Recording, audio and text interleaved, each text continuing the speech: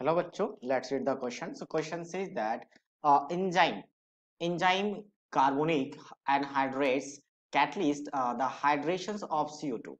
Okay, the reactions of CO2 and plus of water is gives to this basically carbonic acid, that is H2CO3, is involved in the transfer of CO2 from tissue from the lungs through the blood stream.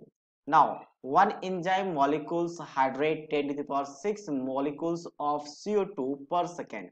How many gram of CO2 are hydrate in 1 hour by 10 ml of 10 to the power minus 6 molar enzyme basically. So basically question में क्या आ गया कि enzyme जो कार्बनिक हाइड्राइज कैटलाइसिस करता है hydration of CO2 के लिए, ये रिएक्शन गिवन आपको जो कि ट्रांसफर करता है CO2 from tissue to the lungs और ब्लड स्ट्रीम में one enzyme molecules 10 to the power 6 molecules of CO2 per second transfer करता है। तो कितने ग्राम CO2 हाइड्रेट होगा एक घंटे में 10 ml of 10 to the power minus 6 अगर एंजाइम लिया जाए तो सबसे पहले हम मोल्स निकाल लेते हैं किसका, एंजाइम का। ई फॉर एंजाइम क्या लेते हैं, ठीक है।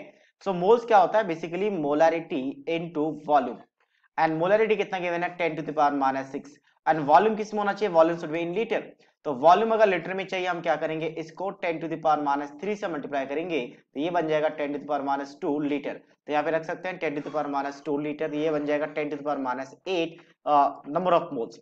और नंबर ऑफ मोल्स हम निकाल सकते हैं number of molecules, number of molecules, ठीक है। मॉलिक्यूल्स किसका, एंजाइम का, number of molecules of enzyme, ENZ short में, या तो फिर एक काम करते पूरा लिख लेते हैं, ज्यादा बेटर रहेगा। तो ये होता है number of moles into Avogadro number. तो हमारा नंबर ऑफ मॉलिक्यूल्स निकल गया, ठीक है। अब यहां से निकाल सकते हैं कि नंबर ऑफ CO2 मॉलिक्यूल्स कितना हाइड्रेट होगा एक घंटे में, क्योंकि एक सेकंड पर सेकंड गिवन है कि 10 टू द पावर 6 होता है एक सेकंड में। तो एक घंटे में कितना हो जाएगा, तो एक घंटे में हम क्या करेंगे, सेकंड को आर में, बेसिकली आर को सेकंड में कन्वर्ट कर लेंगे। तो एक आर में कितने मिनट्स होते हैं, 60 मिनट, और मिनट, एक मिनट में कितने सेकंड, 60 सेकंड, ये 3600 सेकंड हो जाएगा, ठीक है। तो एक सेकंड में हमारे पास कितना है, एक सेकंड में 10 टू द पावर 6 मॉलिक्यूल्स है।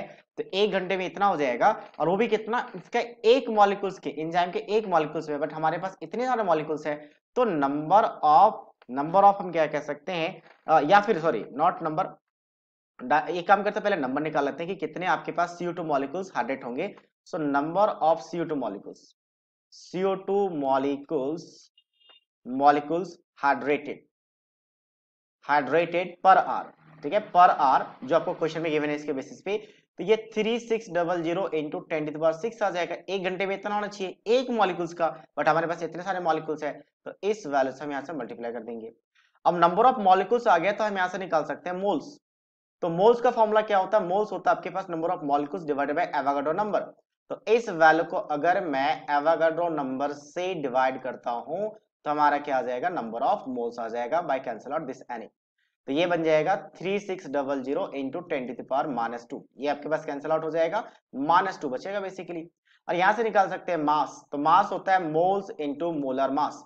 तो हमने क्या किया, मोल्स निकाले यहाँ पे 3600 इंटू 10 टू पावर माइनस 2, और इसको मोलर मास, CO2 का मोलर मास कितना होता है 44, क्योंकि एक कार्बन के लिए 12 और ऑक्सीजन के लिए 16, ऐड करने के बाद 44, तो अगर ये कैलकुलेट करेंगे तो 1584 ग्राम आ जाएगा। So this is the final answer of this question. So I hope you understood it well, all the best.